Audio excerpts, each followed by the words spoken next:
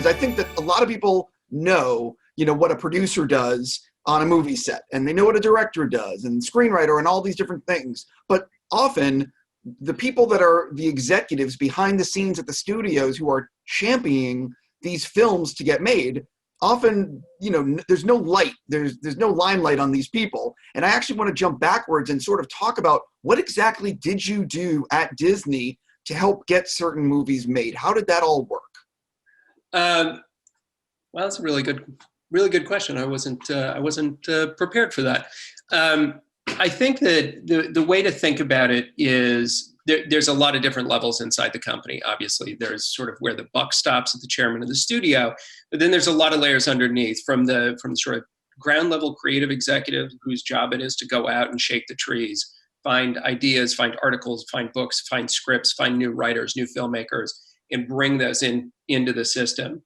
And a lot of that is based on, that work for me was always based on, is it something that speaks to me? Is it something that I like or understand or find exciting? Is it something I find intriguing? Is this a filmmaker that makes me feel something? And how do I bring them into the system? Then as you move higher up the ladder, it becomes about how do you package these movies, and how do you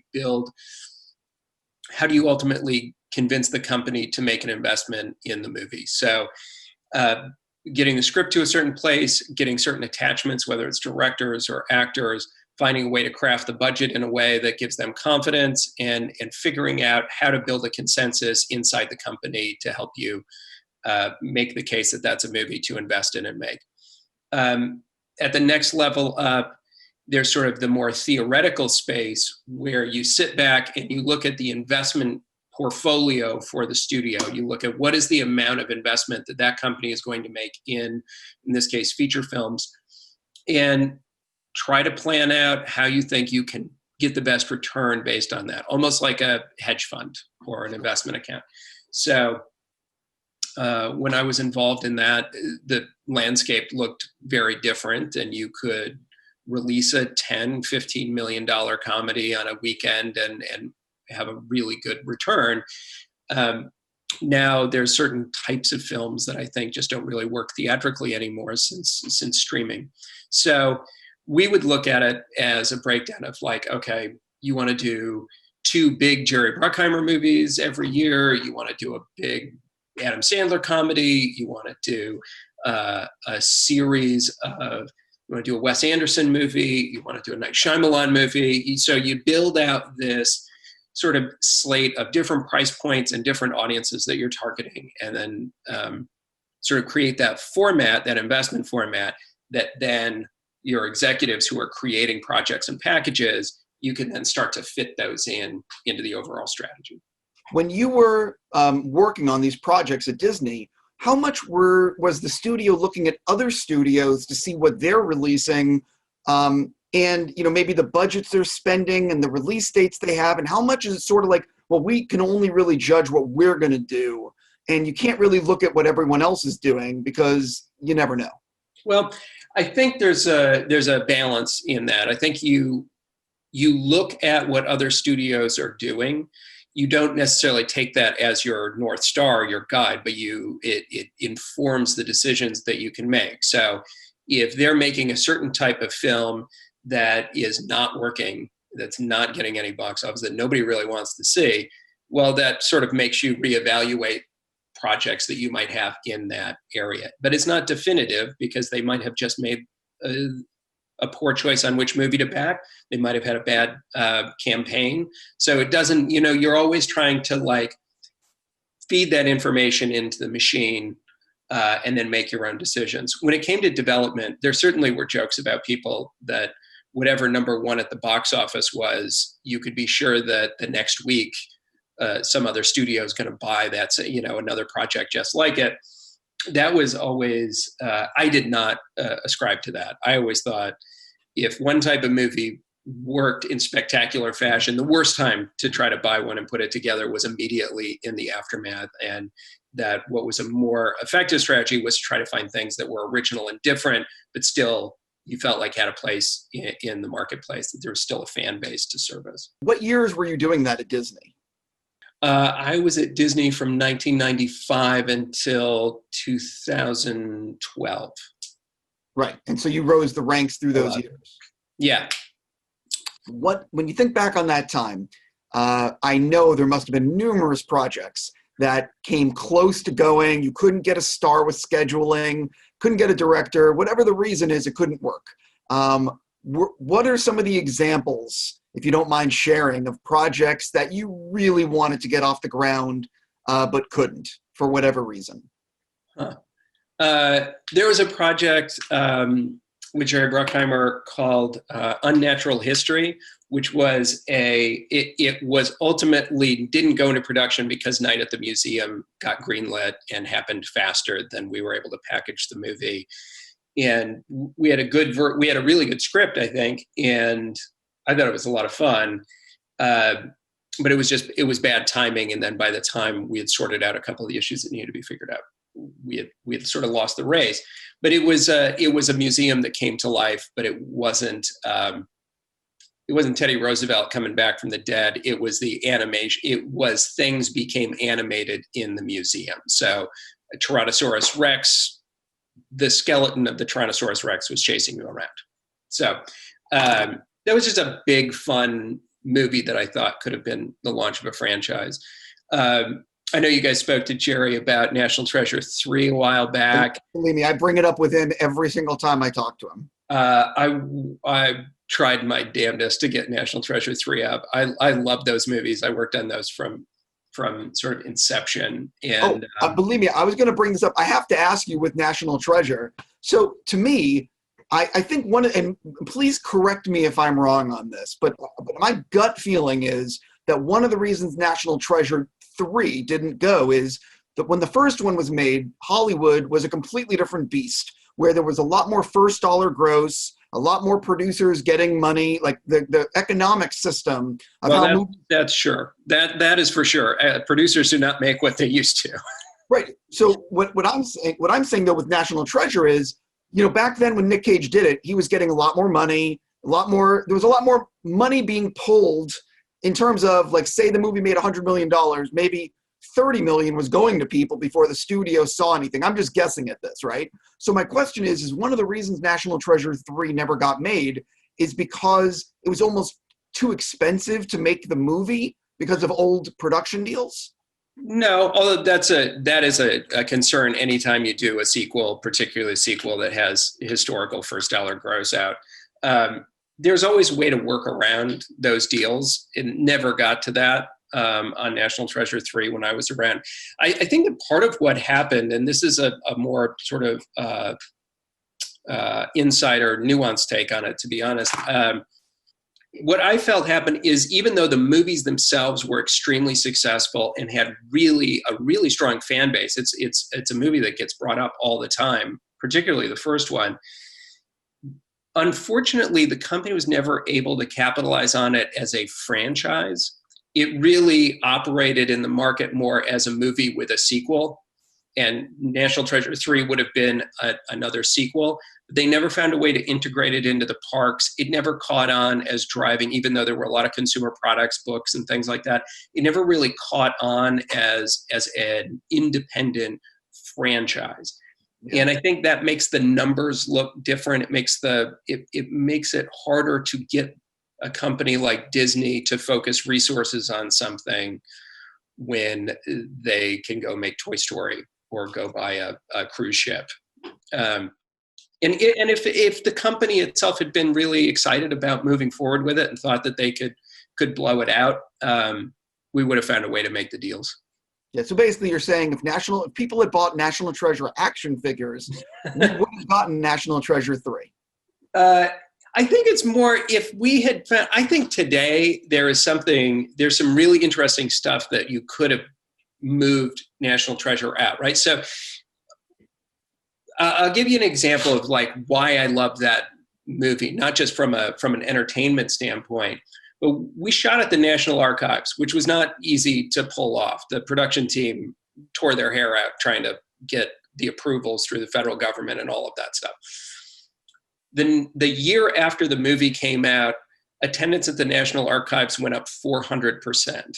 and it stayed high, and it has continued to stay at an elevated level since that movie came out. And I loved that. The number of friends of mine, the number of family members who came and said, you know what, my kid won't stop talking about American history.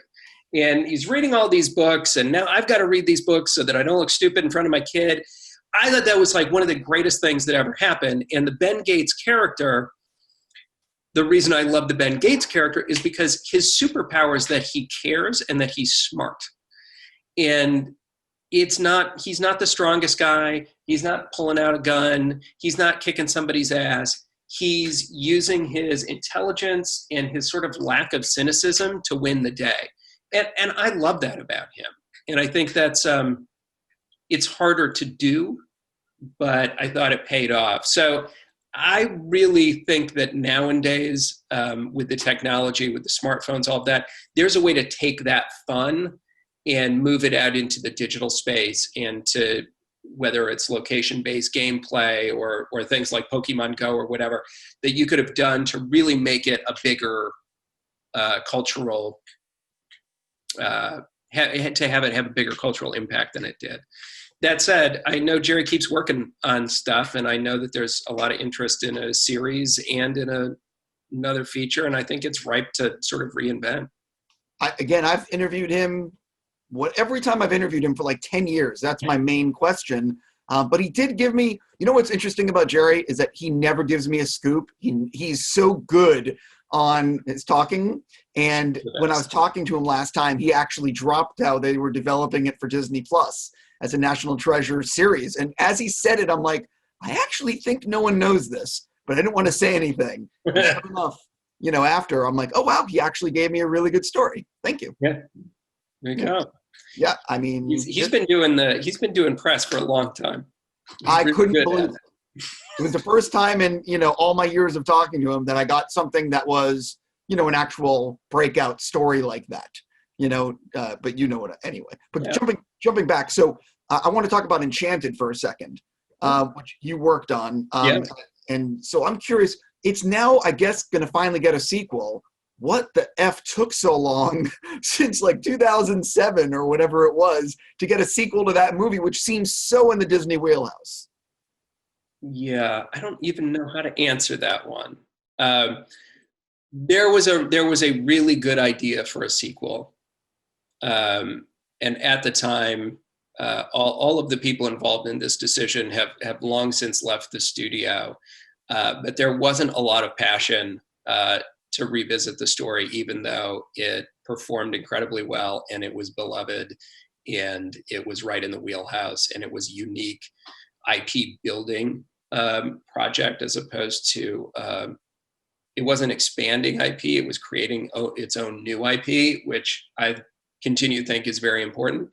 It just couldn't get over the hump.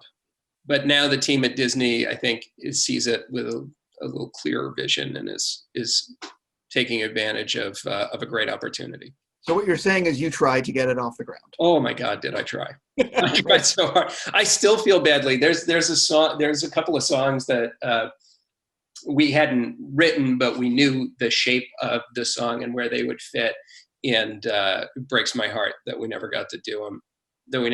But I'll tell you, Barry Josephson has been indefatigable in the pursuit of that movie. Like, he's been working on it and never gives up. So that's a good producer. You worked with Michael Bay on Armageddon and Pearl Harbor. Yeah. Yeah. Michael is an interesting guy. I've watched him on set. I've interviewed him. Yeah. But when he was making Armageddon and Pearl Harbor, that's maybe a different Michael Bay because it's 20 years ago or whatever it was. What was it like making those movies with him? Oh, I loved it. The first movie that I worked on when I started was The Rock. And I didn't have much to do. I ran dailies on it basically and took care of, making sure the paperwork went where it was supposed to go. But so I would sit, part of my job was I would sit every day with reels of film and watch every take and every setup that Michael Bay shot. And he shoots a lot of film. Even then, it was a lot of footage. I mean, he gets that Kodak million foot jacket back when we shot on film, like every movie. And it was kind of like going to film school, because I was always a big fan of the Hong Kong movies, in, you know, finding DVD or Blu-rays, not Blu-rays, we're talking about laser discs, and going and hunting down laser discs in film school and watching all this great stuff. And so I was watching, and his visual style, his ability to tell story inside of action is pretty amazing. And I remember that there would be people coming in, very experienced film executives, both on the production and the creative side, who would be watching dailies and just say, like, he doesn't know what he's doing. Like, it's a disaster. He just doesn't know how to shoot a scene.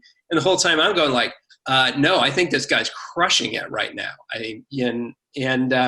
We would get to the test screening, we'd see it cut together, and it was really visceral and really exciting and really fun.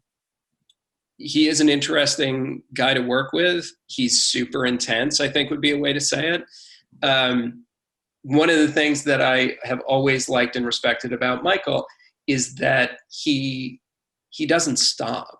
It's not like he's, taking a break in the trailer and, playing video games while the crew's out working.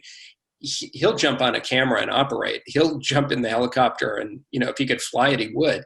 He never stops working when he's on set. And I think that's a real tribute to his passion.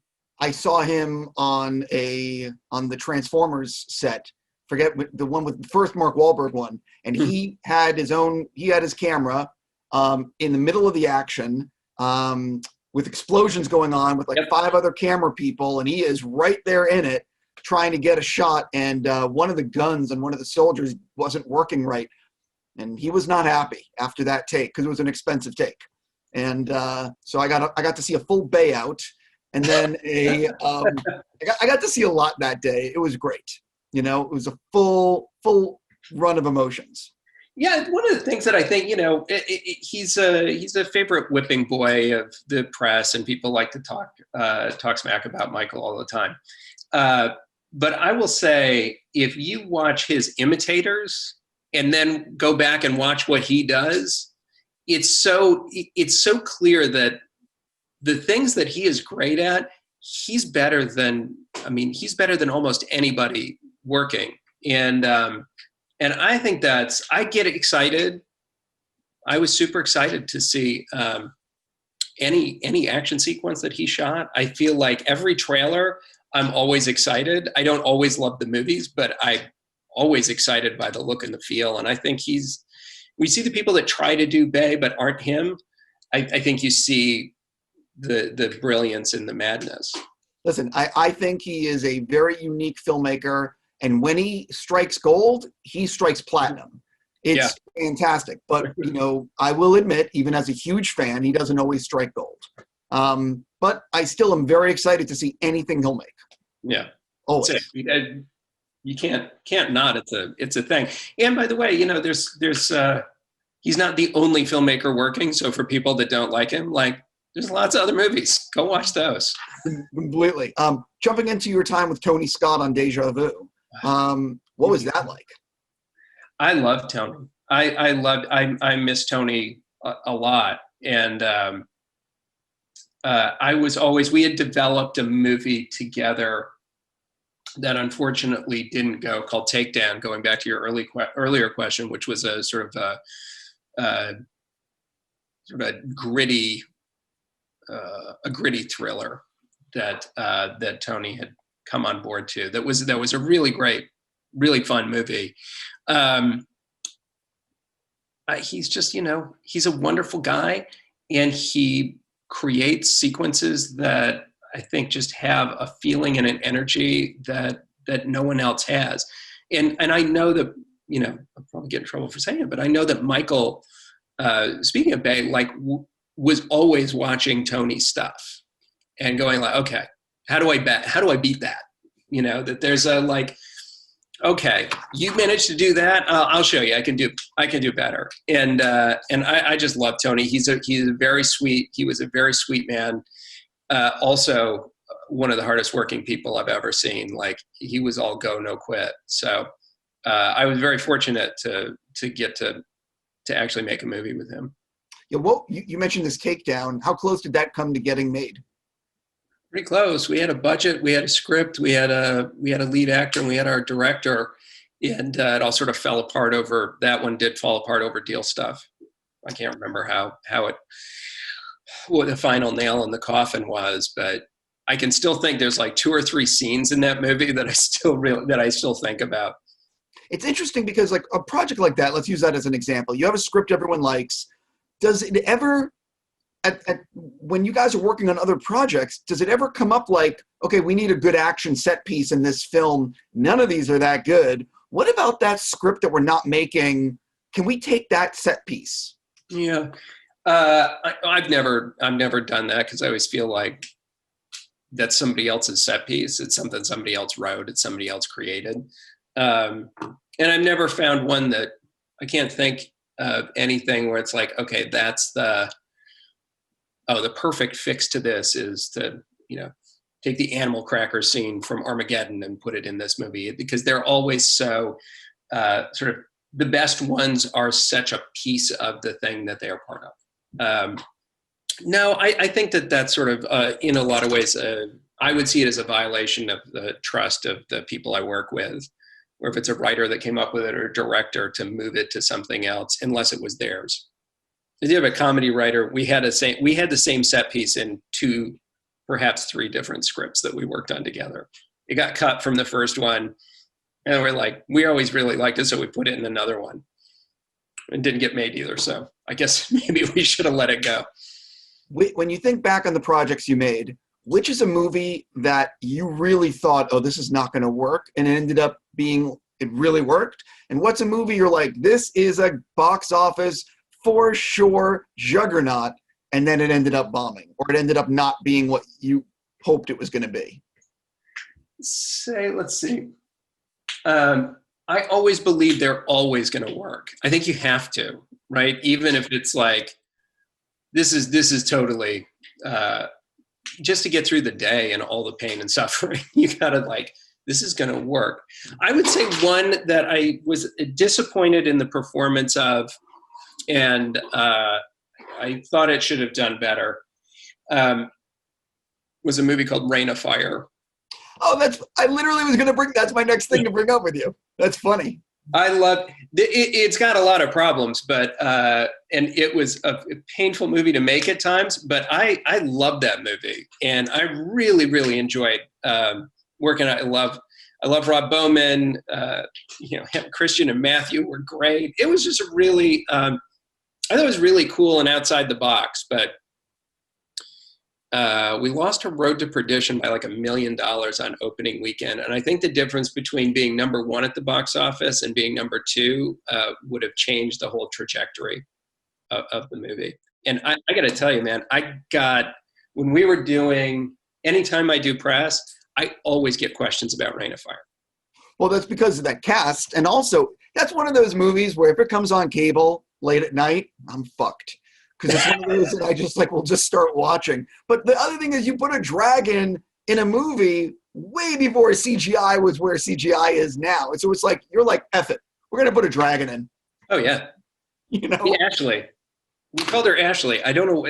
I realized later it's never mentioned in the movie. There's never a name in the movie. But I just found, strangely enough, I was going through some boxes in my attic a little while back, and I found a bunch of stuff from Rain of Fire.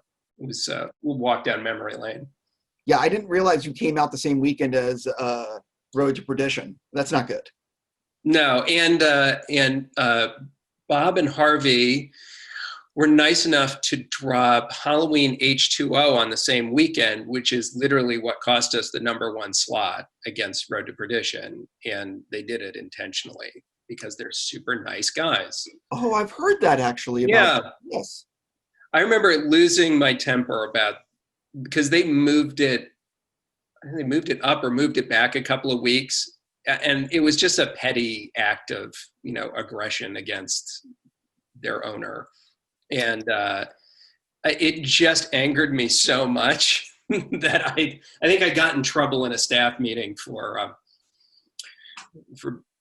railing about how horrible they are. a little too loudly, and not even knowing how truly, truly, truly horrible they are.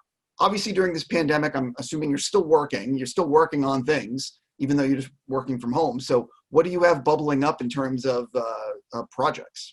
We do television and film. One of the things that we started experimenting with, because we're not able to go shoot anything, we launched a family-focused podcast called Kid Pod Theater, which has been really fun. We do a little series, 6-part series, about an hour and a half, 2 hour long in total. And we try things out, and it's relatively inexpensive to do, and it's actually really fun. So we have one with Angela Kinsey from The Office, and we just record it and have a good time and try some stuff out. So we've been doing that. Some of that may ultimately translate into series or feature projects, but really it's just because we needed to go make something, and we get edgy if we're not making something new. So that was really fun. We have a couple of projects in development with Disney Television Studios right now, some network and some streaming, and we're waiting to see when the town opens up again, because we got a couple of smaller movies that we'd like to try to put together relatively quickly. Yeah, it's interesting because everyone I've spoken to, the challenge is that so many people's projects had to be, you hit pause in March when everything was shut down.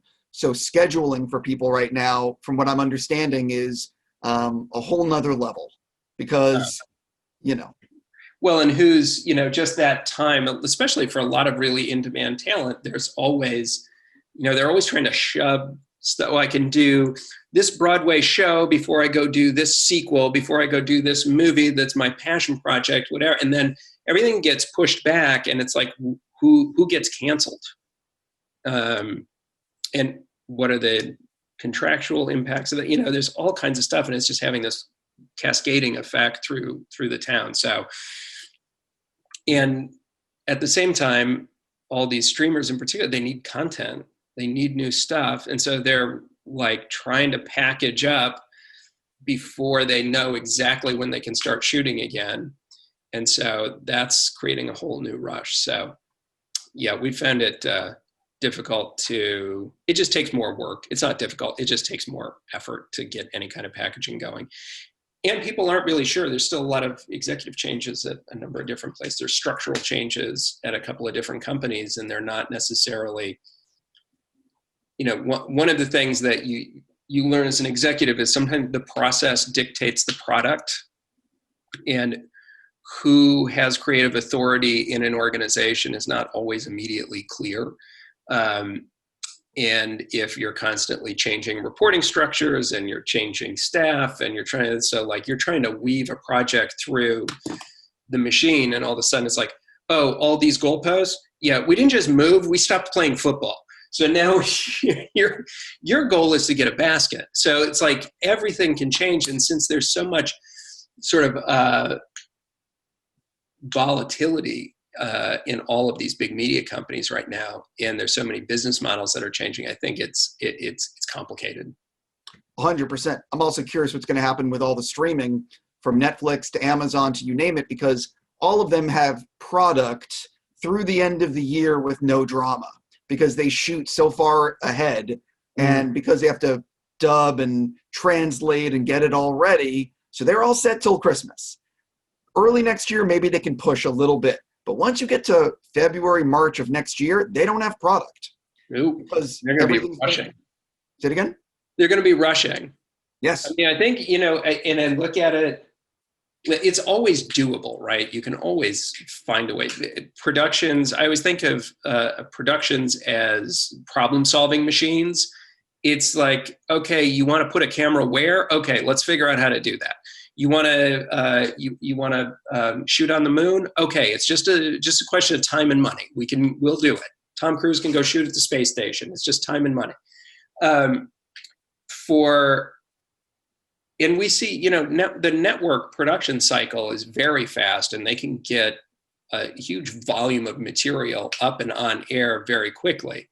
It's just whether that process, it's a very regimented process that networks had in order to make that business model work. So the streamers can get that product in that timeline, but it's just whether they're, geared up to think that way. Sure. I foresee a lot more if they're not able to start filming soon, or there's a lot of hiccups. I see a lot more international shows that maybe Money are Heist. popular in another country getting acquired and pushing those out in America because it's new content. Look at CBS now taking Discovery off of CBS All Access and putting it on the network. Yeah. Well, and I also think you'll see unscripted stuff, which can just get turned around a lot faster. Both Netflix and Amazon are doing really cool stuff. Amazon in particular is doing great unscripted stuff that's big and eventy, and it's not cheap, but it's relatively quick to get to air. So thank you so much, and have a great day. Okay, thanks, Stephen. Talk to you soon.